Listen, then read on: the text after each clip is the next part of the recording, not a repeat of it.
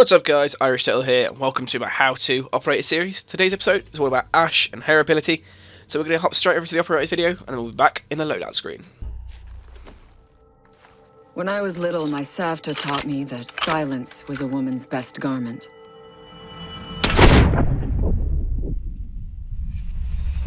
But I have to admit, I never really took her advice to heart.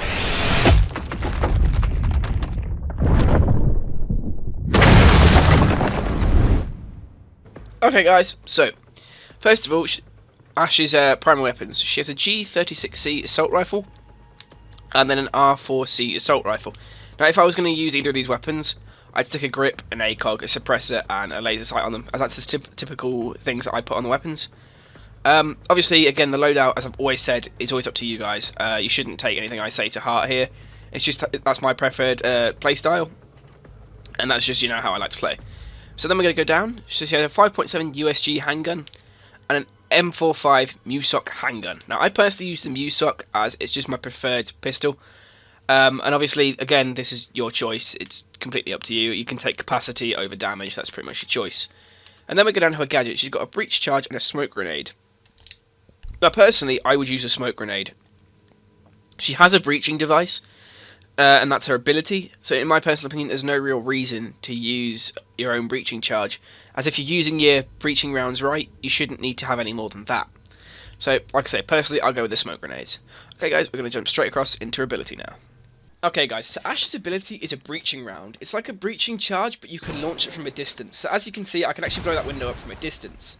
Now this is actually really useful for things like walls that have been muted. So as you can see, I've placed a breaching charge, and I'm not actually going to be able to detonate it because of the mute charges. But if I fire a breaching round into the door, it can detonate because it runs on a different system.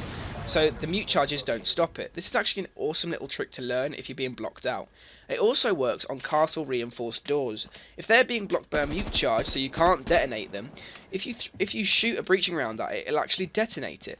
Now you have to remember though, her weakness on this is reinforced walls. She can't breach through them like thermite, so you have to avoid those sorts of walls when you're playing this class. Okay guys, and that's pretty much everything there is to know about Ash. Again, it's another quite short class to talk about. It's just a remote breaching round, but if you use it properly, it can actually really help you. Although I'm now going to say one thing. When you're using this class, do not shoot it at a wall when your teammate is next to the wall, because you will kill them, or you may open a wall that they don't want to be opened at that specific point, and you might just think, oh yeah, I'll open this to help them. You need to have a little bit of situational awareness when you're using her character, because you can completely screw your team by opening a wall in front of them, or maybe opening a trapdoor below them like an idiot, and screwing them over completely.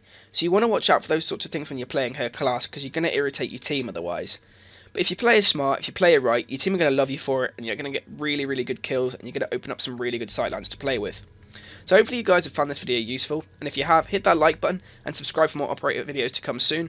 I'm pretty sure we're nearly coming to the end now, so hopefully you guys have enjoyed this series, and if you have, share it with your friends, because the only thing that this can do is help people, and if we can improve everyone's game generally, you're going to find less players that are going to annoy you in casual games and in ranked games if you don't have any friends to play with.